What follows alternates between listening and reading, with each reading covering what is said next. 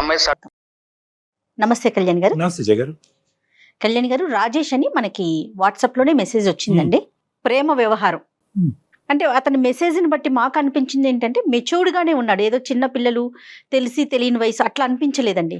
Matured గానే అనిపించింది. But అంటే చాలా మలుపులు తిరిగింది అనమాట. సో మీతో మాట్లాడాలి అనేసి పెట్టారు. సో ఏంటి మీరు వస్తారా, ఫోన్ లో మాట్లాడతారా? నేను కనిపించను మేడం, నాకు కొంత ఇబ్బందులు ఉన్నాయి, సో కాల్లో అయితే నేను మాట్లాడతానని అన్నారు. నెంబర్ కూడా మనకి పాస్ ఆన్ చేశారు. మరి మీరు ఓకే అంటే నేను కాల్ చేసేస్తాను. జయ గారు.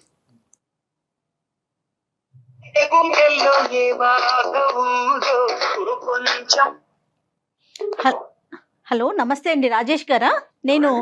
నేను జయానండి, అందమైన జీవితం ప్రోగ్రామ్ నుంచి కాల్ చేస్తున్నాను.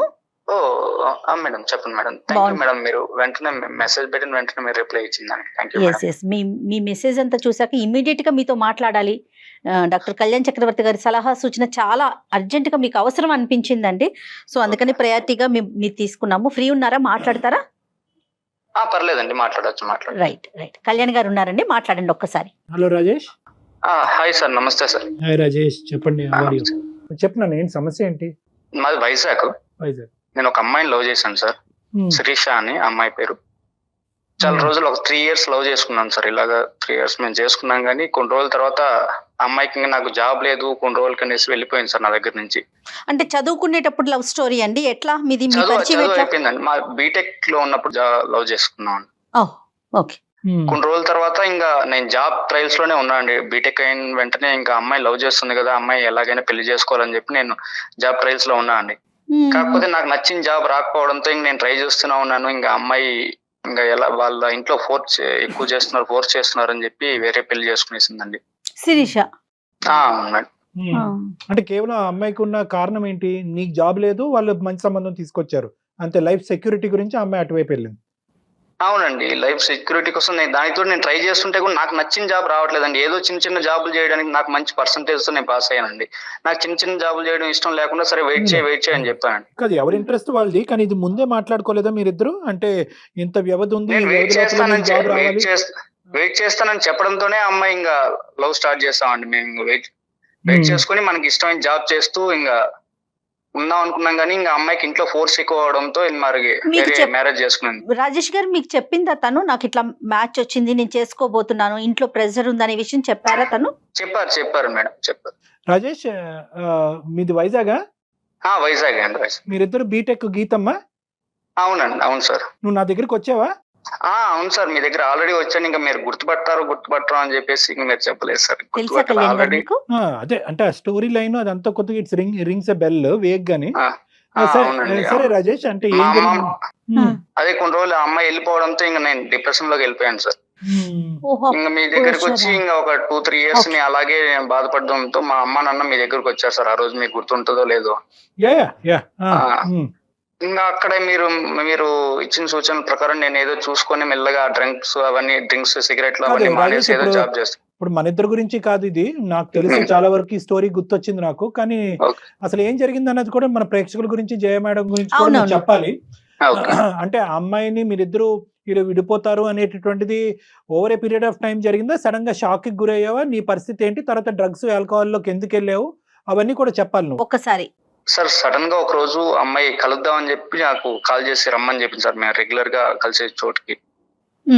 అమ్మాయి సడన్ గా ఇలాగ వచ్చి నా కాలు పైన పడి ఇలాగ నాకు ఇంట్లో ప్రెషర్ ఎక్కువ అవుతుంది, నేను పెళ్లి చేసుకోవాలి ఇది మరి అని చెప్పి గట్టి కాలు పట్టుకునేసింది సార్.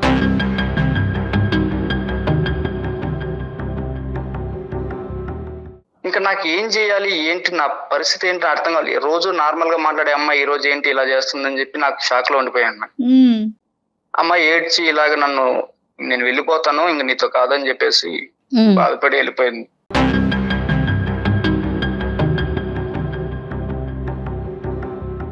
రాజేష్, ఇదంతా జరిగి 4 years అయింటది కదా సుమారుగా? 4 years అయిపోయింది సార్. 4 years. అప్పుడు మీ పేరెంట్స్ నా దగ్గర తీసుకొచ్చారు కౌన్సిలింగ్ అని చెప్పి. అవును సార్. తర్వాత అప్పుడే నీ పరిస్థితి చాలా భయంకరంగా ఉంది. If I remember correctly almost ఒక 20-25 days పాటు కంటిన్యూస్ గా మనం కౌన్సిలింగ్ చేసాము. అవును సార్. ఏంటంటే ఈ అమ్మాయి విషయం కౌన్సిలింగ్ చేశారా కళ్యాణ్ గారు? విషయంలో ఈ అబ్బాయి ఆల్మోస్ట్ సూసైడ్ వరకు వెళ్ళిపోయాడు మేడం. చనిపోవాలి అనేటటువంటి ప్రయత్నాలు చేశారు. కళ్ళెదురుగుంటా కష్టపడి చదివించినటువంటి ఈ అబ్బాయి ఇలా అయిపోతున్నాడు ఏంటి అనేటటువంటిది ఆ బాధతో. తల్లిదండ్రులకు ఒక భయంకరమైనటువంటి బాధలో ఆ అమ్మాయిని దిగమింగుకోవటానికి, మర్చిపోవటానికి ఇతను డ్రగ్స్, ఆల్కహాల్, పగలనకనక రాత్రనక తాగుడు, ఇంకా రకరకాల వ్యవహారాలన్నీ కూడా నడిచి చచ్చిపోవలసినటువంటి మనిషి ఆ రోజు మనం చేసినటువంటి ఆ కౌన్సిలింగ్, ఆ ప్రయత్నం వల్ల మళ్ళీ జీవితాన్ని ప్రారంభించాడు. అవును రాజేష్, సార్, అవును సార్, అవును సార్, అవునండి సార్ చెప్పిన వెంటనే నాకు మంచి కొన్ని రోజులు నేను జాబ్ చేసుకోవడం, ఒక 2-3 months లో జాబ్ రావడం, నాకు మంచిగా నేను యాడ్ ఏజెన్సీ పెట్టుకోవడం, సంతోషం. అలాగని ఇంట్లో వాళ్ళు కూడా కానీ బాగానే ఉన్నారు రాజేష్ మేడం. అప్పుడు మనం మాట్లాడుకున్నప్పుడు if I remember correctly, okay. ఆ అమ్మాయిని ఎక్కడా కూడా నువ్వు క్రూరంగా చూపెట్టలే. 3 years పాటు నడిచినటువంటి నీ ప్రయాణంలో ఆ అమ్మాయి మంచిది కాదనో, మోసం చేసిందనో ఇలాంటి మాటలు ఏమీ రాలేదు. ఎందుకంటావు లేదు అది? సార్, ఎందుకు అంటే అది మరి మా భాషలో అది మోసమే.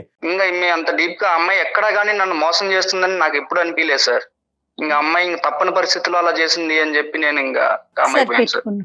సరే, నువ్వు తర్వాత బయటపడ్డావు, ఆ బాధలోంచి బయటకు వచ్చావు, సెటిల్ అయ్యాను అంటున్నావు. ప్రస్తుతం ఏం అవును చేస్తున్నావు సార్. రాజేష్?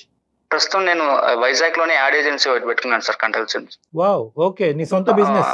Very good. అవును సార్, అవును సార్. ఎలా నడుస్తుంది? పర్లేదు, అంతా బాగానే నడుస్తుంది సార్ మీరు చెప్పింది. ఇప్పుడు ఏంటి, మళ్ళీ కొంపతీసి ఇంకో అమ్మాయిని ఏమన్నా ప్రేమించావా? లేదు సార్, నేను ఈ మధ్యలో ఈ ఒక 1 week బ్యాక్ అయితే అసలు నాకు సడన్ గా ఒక వాట్సాప్ లో ఒక మెసేజ్ వచ్చింది సార్, ఆ అమ్మాయి నుంచి, శిరీష దగ్గర నుంచి.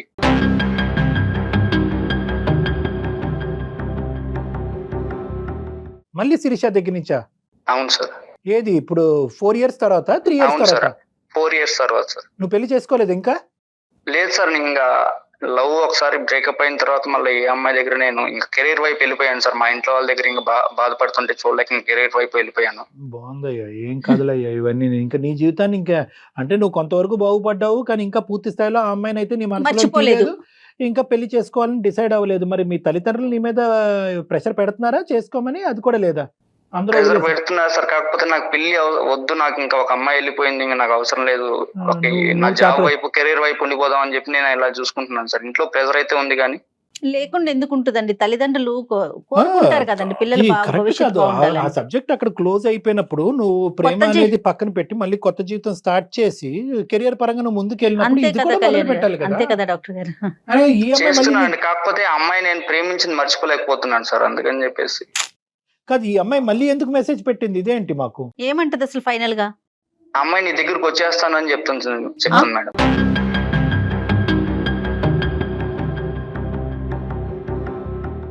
ఏమనుకుంటుంది ఆ అమ్మాయి? ఇప్పుడు మమ్మల్ని ఏం చేయమంటావు? నాకేమో అమ్మాయి వస్తే నాకు పెళ్లి చేసుకుందాం ఉంది సార్, కాకపోతే నాకు ఏంటి వాళ్ళ పరిస్థితి ఏంటి, నా పరిస్థితి, మా ఇంట్లో వాళ్ళు అయితే అసలు చచ్చిపోతాం, నువ్వు ఆ అమ్మాయిని అసలు ఇన్ని రోజులు Actually, అమ్మాయి దగ్గర నుంచి అంతే కదండి. బయటపడ్డావు, ఇప్పుడు మళ్ళీ వెళ్తున్నావు ఆ అమ్మాయి దగ్గరికి అని చెప్పి, నువ్వు కానీ అమ్మాయితో మాట్లాడితేనే మేము సూసైడ్ చేసుకుంటాము, నువ్వు అసలు వెళ్ళొద్దు, ఎందుకు నువ్వు ఇన్ని రోజుల నుంచి గండం గట్టెక్కింది అనుకుంటే మళ్ళీ ఆ అమ్మాయి వచ్చిందా, ఎందుకు ఆ అమ్మాయి అసలు మాట్లాడొద్దు అని చెప్తున్నారు సార్. మీ పేరెంట్స్ వద్దంటున్నారు, నువ్వు నీ మనసు ఏం చెప్తోంది? నా మనసు అమ్మాయి వస్తే పర్వాలేదు, నేను ఎలాగో మేనేజ్ చేసుకుందాం, ఇంట్లో వాళ్ళతో మాట్లాడి నేను ఎలాగో సర్ది చెప్పుకుందాం అని చెప్పి నేను అనుకుంటున్నాను సార్. తనకి పిల్లలు ఉన్నారంటనా? ఒక అమ్మాయి ఉందండి. అమ్మాయి ఉంది, ఒక పాప. మరి కాదు, ఇప్పుడు పాప పుట్టింది అంటే ఏమంటది ఆ అమ్మాయి? అక్కడ విడాకులు తీసుకుని నీ దగ్గరకు వస్తానంటుందా, మనం పెళ్లి చేసుకుందాం అంటుందా, ఏమంటుంది? పెళ్లి చేసుకుందామని అంటుంది సార్. ఆ అమ్మాయి ఇంకా వాళ్ళ ఇంట్లో వాళ్ళు పెట్టే ప్రెజర్ కు నా వల్ల కావడం లేదు, నిన్ను వదిలేసి వచ్చిన దానికి ఇలా జరుగుతుంది. అన్ని ప్రతి అడుగు తప్పే. ఇది ఇప్పుడు వెనక ముందు చూసుకోకుండా ప్రేమించడం తప్పు, తల్లిదండ్రుల యొక్క ఆశయాలు ఆలోచించకుండా తప్పు, ప్రేమించుకోవటం తప్పు, వెనక ముందు చూసుకోకుండా అక్కడ ఏదో గొప్ప సంబంధం వచ్చింది, తల్లిదండ్రులు ఏదో అయిపోతారన్న ఉద్దేశంతో నిన్ను నడిబజార్లో వదిలేసి ఆమె పెళ్లి చేసుకోవటం తప్పు.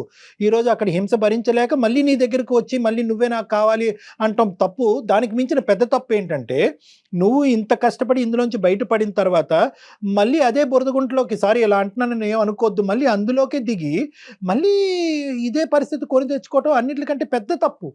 ఇంకేం చేస్తాను సార్, అమ్మాయి బాధపడుతుంది, ఇంకా నాకు అమ్మాయి బాధపడుతుంటే అసలు చూడలేకపోతున్నాను సార్. అసలు 1 week నుంచి కాల్ చేసి ఇంకా రోజు ఏడుస్తుంది సార్. మీ అమ్మ నాన్న బాధపడితే చూడగలుగుతున్నావా? ఇంకా మా అమ్మ నాన్న ఎలాగో ఒకసారి మేనేజ్ చేసి ఏదో ఒకటి చేద్దామని నేను అనుకుంటున్నాను అదే సార్. మేనేజ్ ఆ అమ్మాయిని చేయలేరా? ఎట్లా కొట్లా కాంప్రమైజ్ చేసి నీ కాపురం నువ్వు చేసుకోమ్మా, పెళ్లి అయిపోయింది కదా, అట్లా ఆ టైప్ లో ఏమన్నా చెప్పు. నేను అసలు చెప్పాను ఏంటంటే మేడం, ప్రాబ్లం ఏంటంటండి? సివియర్ గా ఇలాగే ఉందా? చెప్తుందండి, నేను వెళ్ళిపోయాను, అప్పుడు నా తప్పు తెలుసుకున్నాను, ఇప్పుడు వస్తున్నాను, మళ్ళీ తిరిగి వస్తాను, నువ్వు యాక్సెప్ట్ అదే. చెయ్యి అని చెప్పి ఆ రోజు చెప్తుంది. నువ్వో గొయ్యో చూసుకుని చచ్చిపోయి ఉంటే కనుక ఎవరి దగ్గరికి వెళ్ళి ఉండేది ఈ అమ్మాయి? ఈ రోజు నువ్వు చచ్చిపోయేవాడు అప్పుడు. అప్పుడు మీ తల్లిదండ్రుల పరిస్థితి ఏంటి? 3 నుంచి 4 అటెంప్ట్లు చేసావు చచ్చిపోవటానికి నువ్వు. మీ తల్లిదండ్రులు తల నెత్తి నోరు బాదుకుని నిన్ను బలవంతంగా చేతులు కాళ్ళు కట్టేసి నా దగ్గర తీసుకొచ్చి కూర్చోపెట్టి కౌన్సిలింగ్ చేస్తే నువ్వు బట్టకట్టి ఈ రోజు బయటపడ్డావు. నీ జీవితంలో నువ్వు సెటిల్ అయ్యో. మళ్ళీ దెయ్యంలా దాపరిస్తే ఈ అమ్మాయి మళ్ళీ నీ జీవితంలో ఎలా? ఆమె అదే చెప్తున్నాను సార్, మీ ఇంట్లో వాళ్ళతో ఇప్పుడు నువ్వు ఎలాగో ఒకసారి మేనేజ్ చేసుకో ఉండు, నువ్వు పర్లేదు అని చెప్పి నిన్ను మర్చిపోయి నేను ఉండిపోతాను, నాకేం ఇబ్బంది లేదు, నువ్వు ఉండంటుంటే కూడా బాధపడుతూ రోజు కాల్ చేసి ఇబ్బంది పడి నాకు ఇంకా బాధగా ఉంది సార్. అమ్మాయి చూస్తుంటే ఇంకా ఆప్షన్ ఉందనుకుంటుందేమో తను. ఇప్పుడు ఆ అమ్మాయి రెడీగా ఉంది నీ దగ్గర రావడానికి, మళ్ళీ నీతో ప్రయాణం కొనసాగడానికి. తన తప్పు తను తెలుసుకుంది. ఆ అమ్మాయి కథ అయితే మనకు క్లియర్ కట్ గా అర్థమైంది. ఆ అమ్మాయి దొంగ బుద్ధితో వస్తుందా మంచి ఆలోచనతో వస్తుందా అది పక్కన పెడదాము.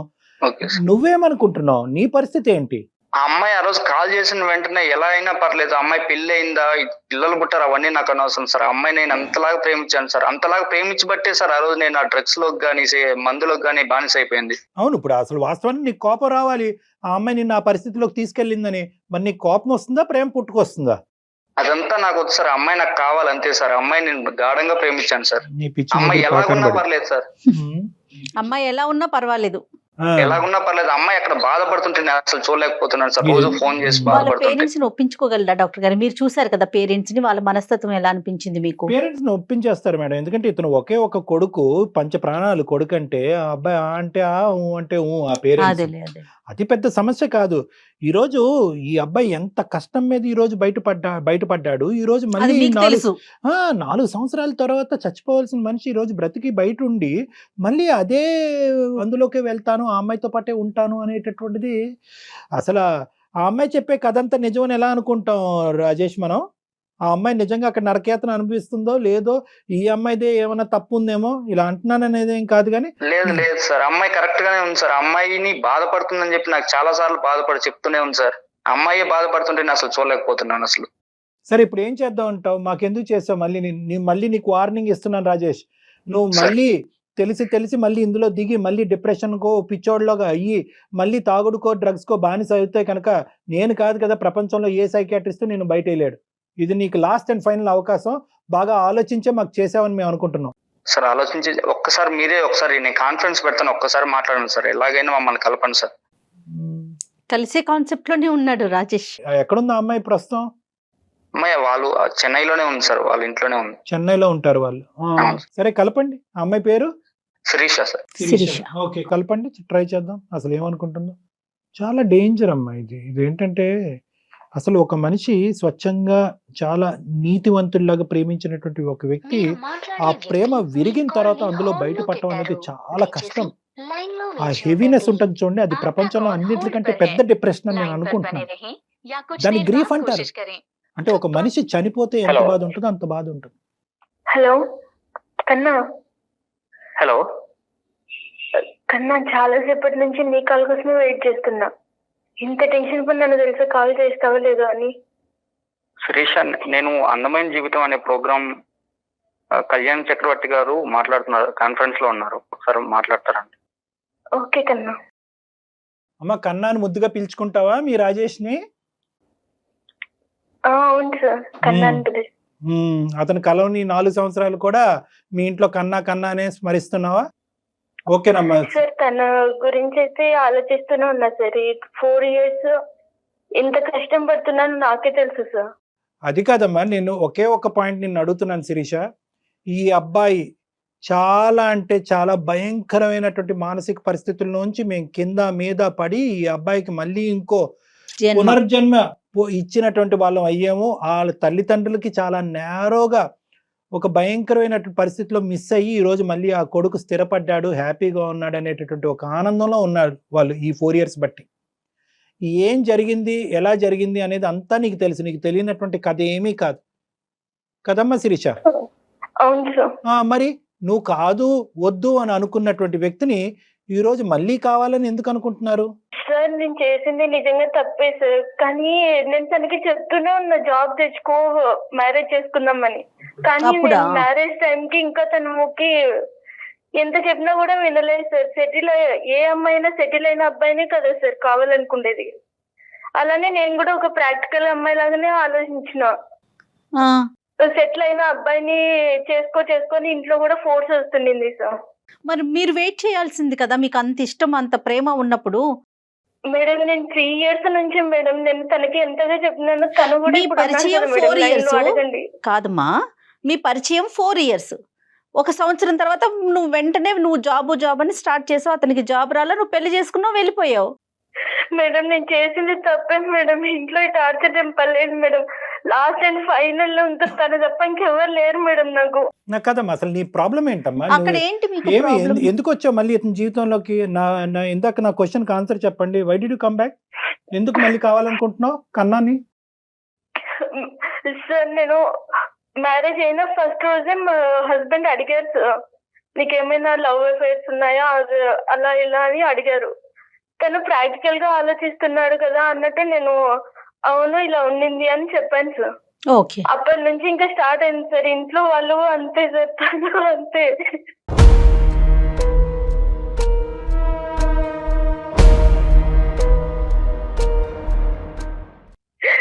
తను ఇట్లా బాడీ మీద చేయాల్సిన ప్రతిసారి అంటూనే ఉన్నాడు, వాడు కూడా ఇలానే టచ్ చేసినాడా నిన్ను అని. ఎంత మానసికంగా మెంటల్ గా చాలా టార్చర్ చేశారు.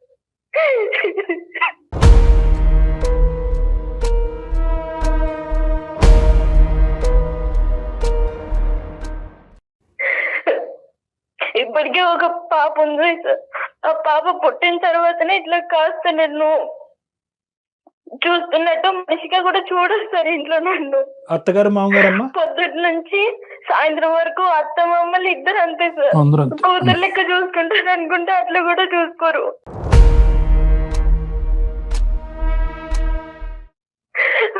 మళ్ళీ సాయంత్రం మా ఆయన రాగానే తనకు కూడా లేనిపోనేవన్నీ చెప్పి నన్ను ఇంకా తిట్టేయడం ఇదంతా ఇప్పటికీ జరుగుతుంది సార్.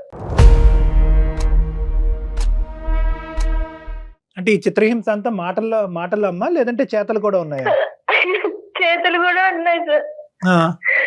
ఒకసారి రాటు తీసుకుని మరి కొట్టినారు సార్.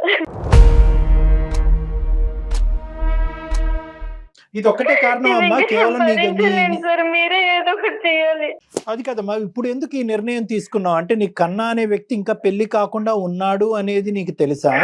కన్నా లేదంటే రాజేష్ అనేటటువంటి వ్యక్తి ఒక భయంకరమైన పరిస్థితుల్లోంచి వెళ్ళి ఇలాగా బ్రతికి బట్టగట్టి మళ్ళీ తన జీవితంలో తనని కాపాడుకుని బతుకుతున్నాడు అనే ఆలోచన తెలుసా నీకు? నువ్వు వెళ్ళిపోయిన తర్వాత అతని జీవితం ఎలా వెళ్ళింది అనేది నీకు తెలుసా? లేదు సార్, నాతో ఎవరిని కాంట్రాక్ట్ లో అయితే పెట్టలేదు సార్ మా హస్బెండ్.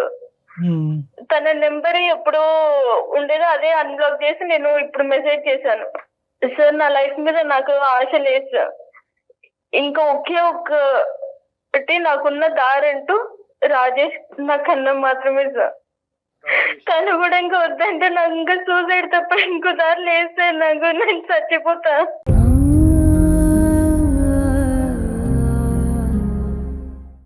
కన్నా ఉంటేనే నా జీవితం, కన్నా లేకపోతే నేను సూసైడ్ చేసుకుంటానంటే కనుక నీ గురించే కన్నా 4 సంవత్సరాల క్రితం సూసైడ్ చేసుకుందాం అనుకున్నా. మరి సార్ నేను చేసింది తప్పే సార్, కానీ ఏ అమ్మాయి అయినా స్టార్టింగ్ లో అలానే అనుకుంటుంది సార్, ఇట్లానే సెటిల్ అవ్వాలి, సెటిల్ అయిన అబ్బాయి ఇంకా ఇంట్లో ఉన్న ఫోర్స్ అదంతా కలిపి ఒకటి మైండ్ అలా అవుతుంది సార్, అంతే. అలా కదా అమ్మా, ఇక్కడ ఆ అబ్బాయి ఇప్పుడు సందిగ్ధ పరిస్థితిలో ఉన్నాడు. ఎందుకంటే నువ్వంటే పంచ ప్రాణాలు ఆ అబ్బాయికి. 4 సంవత్సరాల పాటు నీ ప్రేమలోనే ఇంకా ఆలోచించుకుంటూ ఇప్పటికీ కూడా పెళ్లి చేసుకోలేదు. కానీ దాన్ని ఆ సిచ్యువేషన్ మనం అడ్వాంటేజ్ తీసుకుంటామా? సార్ అలా ఏం కాదు సార్, నాకు నా కన్నా కావాలి సార్. ఒకప్పుడు 3 సంవత్సరాల పాటు మీరు ప్రేమించుకున్నారు. ఆ ప్రేమ లేదు దోమ లేదని చెప్పి ఉద్యోగం ఉంటేనే ప్రేమ లేదంటే లేదు అన్నట్టుగా అతను నడి సముద్రంలో వదిలేసి నీ దారి నువ్వు చూసుకున్నావు. బ్రతుకున్నాడో చచ్చిపోయాడో లేదో చూడలేదు, ఏమయ్యాడో చూడలేదు. ఇప్పుడు మళ్ళీ నీకు అవసరం వచ్చింది, ఆ నరకం నుంచి బయటకు వేసి మళ్ళీ నీ జీవితాన్ని మళ్ళీ ఆ పాత స్థాయి ప్రేమని ఇచ్చే ఒక వ్యక్తి నీ కన్నా కాబట్టి మళ్ళీ కన్నా గుర్తొచ్చాడు. అక్కడ నాకు కోపం వస్తుంది. నువ్వు కన్నా గురించి వచ్చావా, నీ గురించి వచ్చావా? లేదు సార్, నా గురించి నేను అనుకోనంటే ఈ పనికి నేను ఈ భూమి మీదనే ఉండేదాన్ని కాదు సార్. కన్నా కోసమే బతుకున్నావా? బతకాలని ఉంది సార్ ఇప్పటికి. ఇదే పట్టుదల, ఇదే మొండితనం మరి ఆ రోజు చూపించాల్సింది కదా, మీ పేరెంట్స్ కి చెప్పాల్సింది కదా, నాకు కన్నా ఉన్నాడు, కన్నా అంటే నాకు ఇష్టం. మేడం నేను చేసిన తప్పే మేడం, కానీ ఇప్పుడు మీరే న్యాయం చేయాలి. ప్రాక్టికల్ గా మాట్లాడానని అంటున్నాం కానీ ఇవన్నీ అవకాశవాదాలు అంటావు. ఎటొచ్చి ఏంటంటే నువ్వు ఏడుస్తున్నావు కాబట్టి నీవే జాలిపడి మేము మాట్లాడుతున్నాం కానీ నువ్వు అవకాశవాది. శిరీష ఏం బాధపడకు శిరీష, నువ్వేం బాధపడకు. నువ్వు ఆ రోజు కానీ ఇలా ఉంటే నేను ఎప్పుడే చేసుకుంటా, ఇప్పుడు కూడా ఏం పర్వాలేదు. నేను సార్ నేను ఎలాగైనా మా ఇంట్లో ఒప్పించి చేసుకుంటాను సార్. అమ్మాయి అలా బాధపడుతుంటే అసలు నేను చూడలేకపోతున్నా సార్. నాదే తప్పు, నిన్నప్పుడు వదిలిపెట్టి పోను. 4 years ఏం బాధపడదు శిరీష, ఏం బాధ సార్. నేను ఎలాగైనా మా ఇంట్లో వాళ్ళతో ఒప్పించి నేను ఎలాగో చేసుకుంటాను సార్. అమ్మాయి అక్కడ అలా బాధపడుతుంటే నేను చూడలేకపోతున్నాను సార్.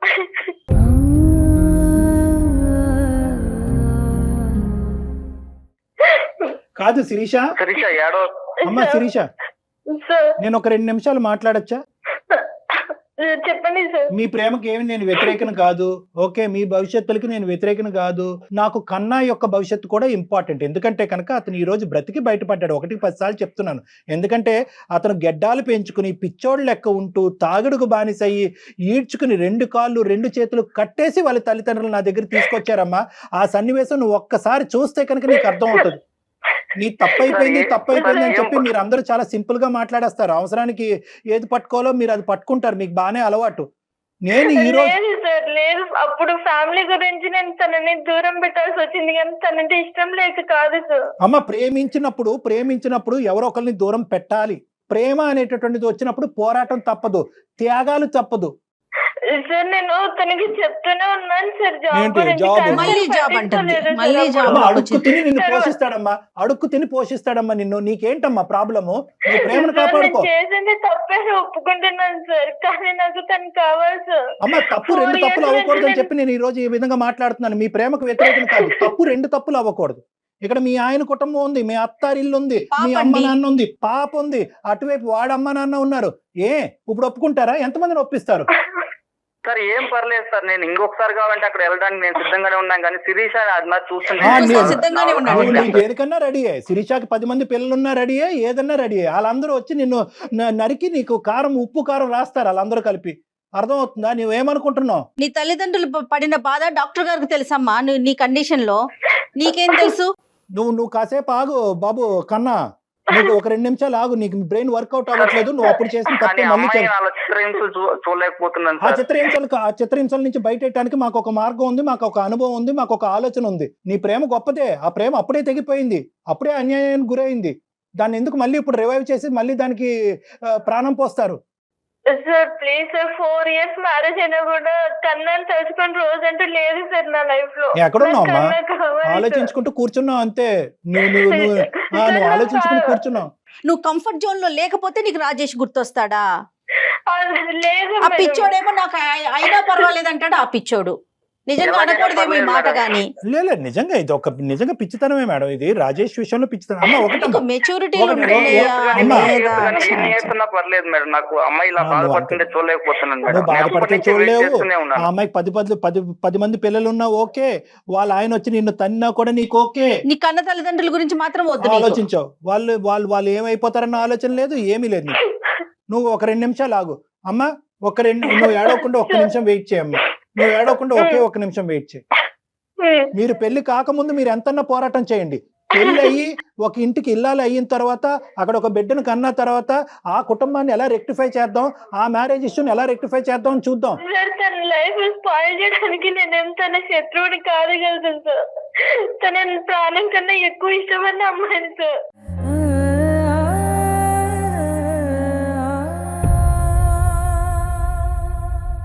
ఇక్కడ రాజేష్ మీద నీకు ఎంత ప్రేమ ఉంది అనేది మాకు అర్థం అవుతుంది. ఫస్ట్ నీ మ్యారేజ్ లో ఉండేటటువంటి, నీ కుటుంబ సభ్యులతో ఉండేటటువంటి ఇష్యూని ఫస్ట్ మనం రిజాల్వ్ చేద్దాం. నా హస్బెండ్ నా దగ్గరికి వచ్చినా కూడా నాకు రాజేషే కావాలి సార్. మనం పెద్దల్ని ఇన్వాల్వ్ చేయాలి ఇక్కడ. నాకు కావాలి అంటే కనుక నేను 1కి 100 సార్లు వార్నింగ్ చేస్తున్నాను మీకు. మళ్ళీ మీరు రానున్న రోజుల్లో తప్పు చేయబోతున్నారు. నేను కావాలంటే మా ఇంట్లో వాళ్ళని కావాలంటే ఒప్పిస్తే ఎలాగో ఒప్పిస్తాను సార్. బాబు నువ్వు ఎలాగన్నా ఒప్పిస్తావు, ఎందుకంటే మళ్ళీ చచ్చిపోతానని వార్నింగ్ ఇచ్చే ఒప్పిస్తావు. నువ్వు ఎలా ఒప్పిస్తావు నాకు తెలుసు. నీకున్న టెక్నిక్ ఏంటన్నది నాకు తెలుసు. శిరీష వాళ్ళ అత్తమామలకి ఏం చెప్తారండి? అమ్మా శిరీష, ఇప్పుడు నువ్వు మీ పేరెంట్స్ కి ఏమని చెప్దాం అనుకుంటున్నావు, మీ అత్తమామలకి ఏమని చెప్దాం అనుకుంటున్నావు, నువ్వు కన్నటువంటి బిడ్డ రేపొద్దున తండ్రి ఎవరు అని అడిగితే కనుక ఆ అమ్మాయికి ఏమని చెప్దాం అనుకుంటున్నావు? సార్ మా అమ్మ వాళ్ళని నేను ఖచ్చితంగా క్వశ్చన్ చేస్తాను సార్. వాళ్ళు నేను హ్యాపీగా ఉంటానని చెప్పి ఈ పెళ్లి చేశారు, కానీ నేను నరకం తప్ప ఇంకోటి చూడలేదు సార్ ఈ లైఫ్ లో. ఒకప్పుడు నువ్వు విడాకులు ఇవ్వడానికి రెడీగా ఉన్నావు అని అంటే కనుక మీ హస్బెండ్ హ్యాపీగా విడాకులు ఇస్తాడా? సార్ నాకు ఇష్టం లేకుండా తను మాత్రం ఏం చేయగలదు సార్. సో నీకు ఇష్టం నేను లేనట్టు ఇష్టపడి కాపురం చేస్తేనే కదా సార్ నాతో లైఫ్ ఉంటది.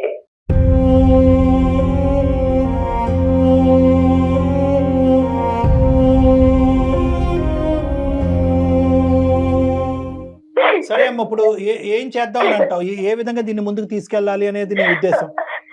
సార్ వాళ్ళ పేరెంట్స్ మీరే ఎలాగైనా కన్విన్స్ చేయొచ్చు. ఎవరి పేరెంట్స్ ని? మా పేరెంట్స్ నేను ఎలాగైనా మాట్లాడతాను సార్, మీరు కూడా కొద్దిగా మాట్లాడి చెప్పండి సార్. వాళ్ళతో మాట్లాడతాను, అది నేను మాట్లాడతాను. కానీ ఇక్కడ ఈ అమ్మాయి డీల్ చేయవలసినటువంటి సినారియోస్ చాలా ఉన్నాయి. ఇక్కడ ఏంటంటే భర్తని ఒప్పించగలగాలి, తల్లిదండ్రులని ఒప్పించగలగాలి, అత్తమామల్ని ఒప్పించగలగాలి. నేనేమంటున్నానంటే కాస్త నీ పేరెంట్స్ని ఒప్పించడం, ఏది కన్నా రాజేష్, నీ పేరెంట్స్ని ఒప్పించడం ఇది చాలా సెకండరీ అండ్ చాలా చిన్న ఇష్యూ. ఫస్ట్ ఆఫ్ ఆల్ ఆ అమ్మాయి ఈ ఊబిలోంచి బయటపడాలి. నాకు ఈ పెళ్లి వద్దు, ఈ పెళ్లి నాకు ఇబ్బందికరంగా ఉంది, ఇది కష్టంగా అనిపిస్తుంది అని చెప్పి ఫస్ట్ ఆ అమ్మాయి అక్కడి నుంచి బయటపడటానికి ప్రయత్నం చేస్తే నెక్స్ట్ మీ పేరెంట్స్ని ఒప్పించడం, మీ పెళ్లి జరగటం అనేది సెకండరీ ఇష్యూ. అది జరగకుండా ఇక్కడ ముందే మనం ఇక్కడ ప్రయత్నాలు చేయటం అనేది అది విఫలయత్నం. సో నేనేమంటున్నానంటే ఫస్ట్ అమ్మ నువ్వు ఇమోషన్స్ తీసి పక్కన పెట్టు. ఆ నరకంలో నేను అరగంట కూడా ఉండలేను నువ్వు అంటున్నావు. నీ బిడ్డను తీసుకుని నువ్వు ఎలా బయటకు రావాలి అని అనుకుంటున్నావు లీగల్గా, పెద్దల సమక్షంలో, పెద్దల ఒప్పందంతో, కుటుంబ సభ్యుల యొక్క సపోర్ట్తో నువ్వు ఎలా బయటపడాలనుకుంటున్నావు ఫస్ట్ అందులోంచి బయటపడు. అప్పుడు మనం రాజేష్తోని, రాజేష్ పేరెంట్స్తో కూర్చుని ఈ అమ్మాయి ఇన్ని అడుగులు అప్పుడు చేసినటువంటి తప్పు తను తెలుసుకుంది, తన భవిష్యత్తు మళ్ళీ నిలబెట్టుకోవాలి, కన్నా జీవితాన్ని కూడా నిలబెట్టుకోవాలని చెప్పి మళ్ళీ ఇంకొక ప్రయాణం కొనసాగించాలని అనుకుంటుంది. ఆ అమ్మాయి ప్రయత్నం మీద నాకు నమ్మకం వచ్చిందనే ఆధారం చూపెట్టడానికి నాకు ఉంటుంది. దాన్ని బట్టి నేను వాళ్ళ పేరెంట్స్తో మాట్లాడి వాళ్ళని కన్విన్స్ చేసి మీరిద్దరు ముందుకెళ్లే విధంగా నేను ప్రయత్నం చేస్తాను. కానీ దానికంటే స్టెప్ 1 నువ్వు తీసుకోవాలి, చాలా ఇంపార్టెంట్. ఓకే రాజేష్, ఫైనల్ గా నీకు చెప్పేది ఏంటంటే కోర్టుకు సంబంధించినటువంటి వ్యవహారం కాబట్టి నువ్వు ఓపికగా ఓర్పుగా ఉండాలి. తొందరపాటు పనులు మళ్ళీ ఏమి చేయకూడదు, నెంబర్ 1. నెంబర్ 2, అంతా కలిసి వచ్చి మీరిద్దరు రేపొద్దున లీగల్గా, ఎథికల్గా, మోరల్గా, కుటుంబ సమేతంగా మీరు ఏకం అవుతే కనుక ఆ బిడ్డ కూడా నీ బిడ్డే అన్నట్టుగా చాలా ఓపికగా, ఓర్పుతో, సహనంతో ఉండాలి. అర్థమైందా? అది కూడా చాలా ఇంపార్టెంట్. సో ఒకరిని కాదు ఇద్దరిని ప్రేమించాలి నువ్వు. చాలా థ్యాంక్ యూ సార్. సరే మీరు రండి ఒకసారి మనం మాట్లాడదాం, నేను చెప్తాను. Okay right, okay thank you. Good luck అమ్మా, bye both of you, all the best. Thank you sir. ముందు ఈ అమ్మాయితో మాట్లాడాల్సిన అవసరం ఉంది కళ్యాణ్ గారు. ఎందుకంటే ఈ అమ్మాయి ఇమోషన్ తో నిర్ణయం తీసుకుందా, ఏం తీసుకుంది? ఈ అమ్మాయికి ఎప్పుడు ఇమోషన్ ఎక్కువైపోతే అప్పుడు నిర్ణయాలు తీసుకునే విధంగా నాకు అనిపిస్తుంది. ఆ గాలి ఎటు వీస్తే అటు వెళ్తుంది. నిజంగా మనం అనుకున్నట్టే నిజంగా ఆ అమ్మాయి భయంకరమైన నరకం, విడాకులు ఇచ్చేటటువంటి మార్గం సులభదాయకం అయింది అనుకోండి, పెద్దలు ఒప్పుకున్నారు అనుకోండి, అప్పుడు మనం ఇంకోటి ఏదన్నా ఆలోచించవచ్చు. అప్పటి వరకు మాట్లాడటానికి కూడా లేదు మేడం. రైట్ కళ్యాణ్ గారు, నమస్తే.